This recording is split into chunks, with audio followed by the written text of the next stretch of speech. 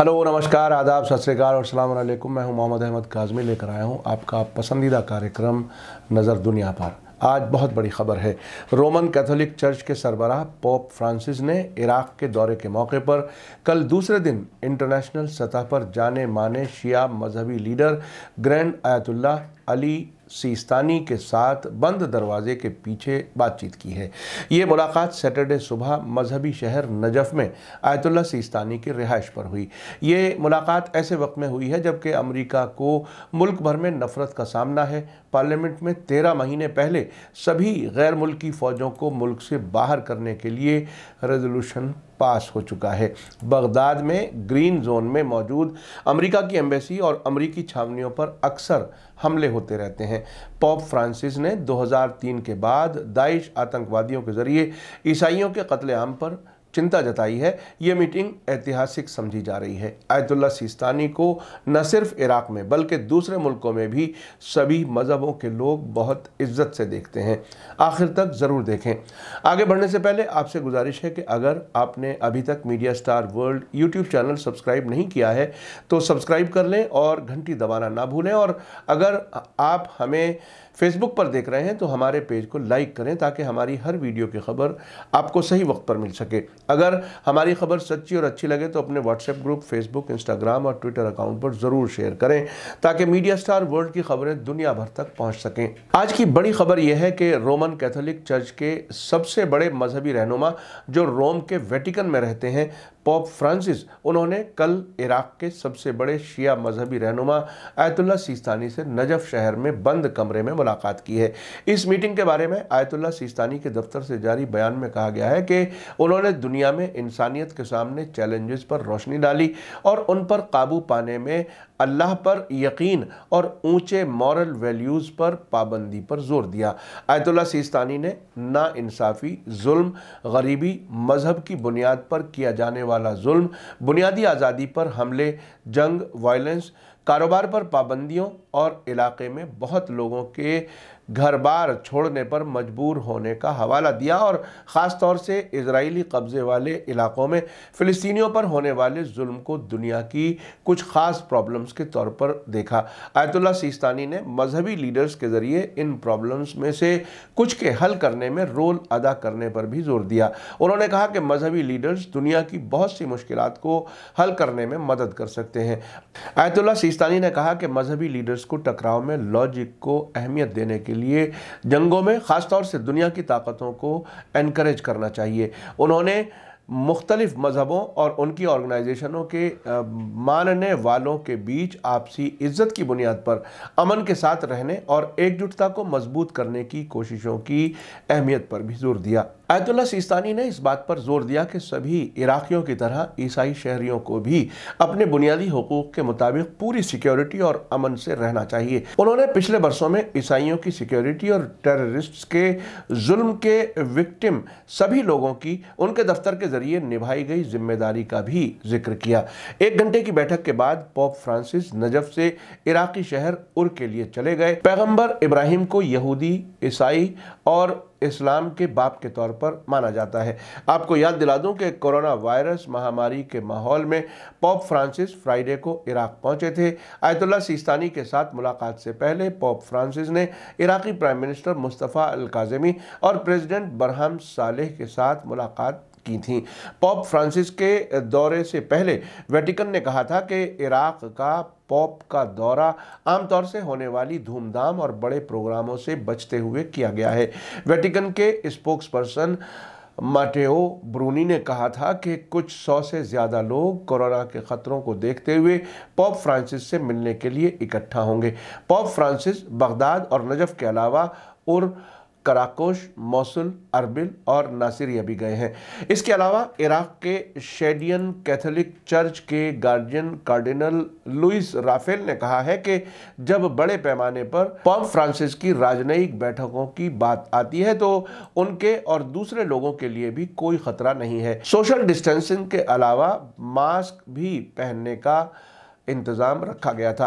Pope Francis ने भी इस बात पर जोर दिया है कि भले ही इराकियों ने उन्हें सिर्फ टेलीविज़न पर देखा हो, इसका कुछ तो मतलब होगा, क्योंकि वे देखेंगे कि उनके मुल्क में पोप हैं। साथ ही उन्होंने कहा कि मैं उन लोगों का पादरी हूं जो पीड़ित हैं, मजलूम है। पोप का इराक दौरा कोरोना महामारी के बाद उनकी पहली विदेश यात्रा है।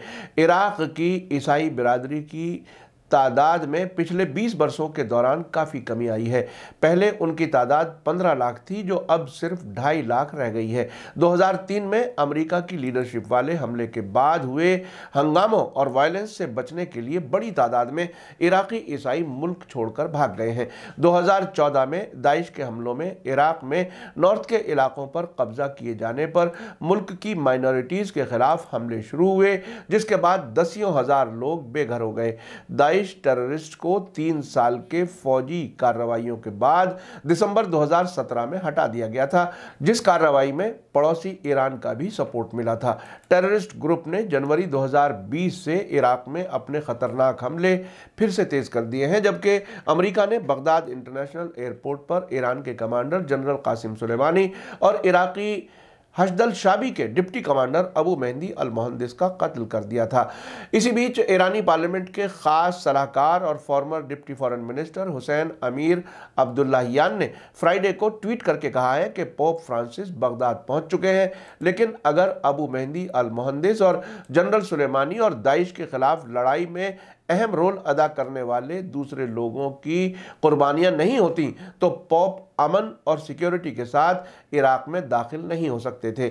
अमीर अब्दुल्लाहियान का कहना है कि इराक में अमेरिकी फौजियों की मौजूदगी और व्हाइट हाउस के दखल की वजह से आज भी ये इलाका अशांत और अस्थिर है। पोप के इराक दौरे से मुताल्लिक कई हैशटैग सोशल मीडिया पर ट्रेंड कर रहे हैं, जिन पर कमेंट करते हुए लोग टेररिज्म के खिलाफ लड़ाई में शहीदों की कुर्बानियों को याद कर रहे हैं। पोप फ्रांसिस ने अपने इराक दौरे से ठीक पहले एक ट्वीट करके लोगों से इस रूहानी सफ़र की कामयाबी के लिए दुआ की अपील भी की थी।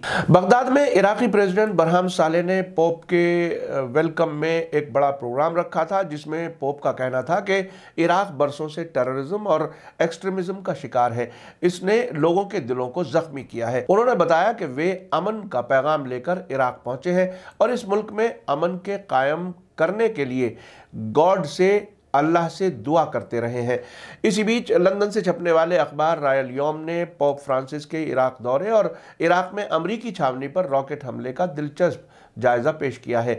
इराक में अमेरिका की सबसे बड़ी फौजी छावनी ऐनुल असद पर हाल ही में रॉकेटों से हमला किया गया, लेकिन शायद अमेरिका इस हमले का बदला ईसाइयों के मजहबी रहनुमा पोप फ्रांसिस के इराक दौरे के बाद ले, लेकिन यह तो पक्का है कि अमेरिका की जवाबी कार्रवाई का भी यकीनी तौर पर जवाब दिया जाएगा और यह भी हो सकता है कि इससे एक ऐसी जंग शुरू हो जाए जो उसी वक्त खत्म हो जब इराक से सारे अमेरिकी फौजी बाहर निकल जाएं या फिर इराक पर पूरी तरह से अमेरिका का कब्जा हो जाए। हालांकि इसके चांसेस बहुत कम है, क्योंकि इसकी अमेरिका को भारी कीमत अदा करना होगी। अखबार आगे लिखता है कि अमेरिकी अफसरों ने इस हमले के जिम्मेदारों की तलाश शुरू कर दी है और इस तलाश में उन्हें इराकी सिक्योरिटी एजेंसियों की पूरी मदद मिल रही है। फिलहाल तो वॉलंटरी फोर्स हशदल शाबी और कताइब हिजबुल्लाह की तरफ उंगली उठाई जा रही है, जिन्हें ईरान की मदद हासिल है और जो लेबनान के हिजबुल्लाह की तरह काम करते हैं।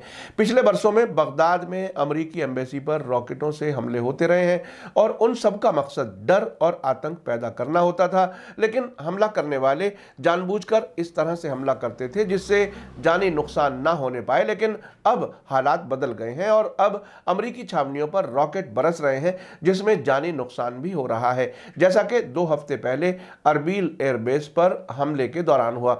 यह यकीनी तौर से अमेरिका और ईरान के बीच ऐसी बातचीत है जिसमें मिसाइलों का खास रोल है, जो हकीकत में न्यूक्लियर समझौते पर बातचीत की वजह बनेगी और जिसके बाद या तो पाबंदियां हट जाएंगी या फिर दोनों के बीच बड़ी जंग होगी और इसके चांसेस मौजूद हैं। जो बाइडेन सरकार के सामने समझौता करने के अलावा कोई और रास्ता नहीं है, वो भी सभी पाबंदियां खत्म करने की ईरानी शर्त के साथ।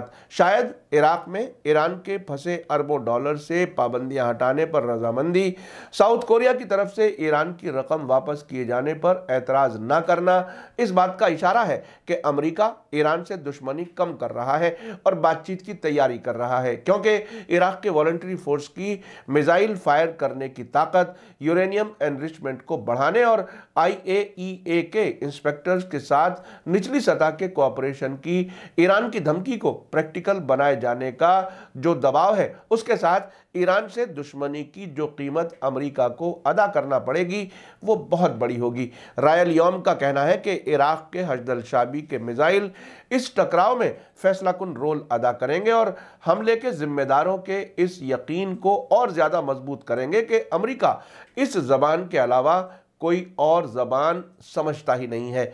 यहाँ ये बात समझने की है कि इराक में 2003 में अमरीकी जंग के बाद आयतुल्लाह सिस्तानी ने किसी अमरीकी जिम्मेदार से मुलाकात नहीं की थी। उनकी हैसियत एक बड़े मजहबी लीडर की है। मैंने खुद इराक में जंग कवर करने के वक्त और बाद में कई बार देखा है कि आयतुल्लाह सिस्तानी को वहाँ के न सिर्फ शिया बल्कि सुन्नी मुसलमान और ईसाई और कुर्द सभी अपने लीडर के तौर पर देखते हैं। हकीकत यह है कि सियासी तौर पर बगदाद से भी ज़्यादा अहमियत आयतुल्लाह सिस्तानी की शख्सियत की वजह से नजफ शहर की है। वहाँ 2003 के बाद होने वाले इलेक्शन में लोगों से ज़्यादा वोट करने की अपील से लेकर हर बड़े फैसले में आयतुल्लाह सिस्तानी का रोल अहम रहा है। इसलिए रोमन कैथोलिक मजहबी लीडर पोप फ्रांसिस की आयतुल्लाह सिस्तानी से मुलाकात काफ़ी अहम है। इसी के साथ मुझे दीजिए इजाज़त। आज का एपिसोड कैसा लगा कमेंट्स में ज़रूर लिखें। थैंक यू, धन्यवाद, शुक्रिया। जय भारत, जय हिंद।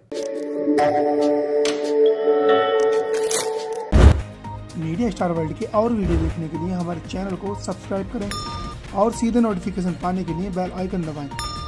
और अगर हमारी खबर सच्ची और अच्छी लगे तो अपने व्हाट्सएप, इंस्टाग्राम, फेसबुक और ट्विटर अकाउंट पर जरूर शेयर करें।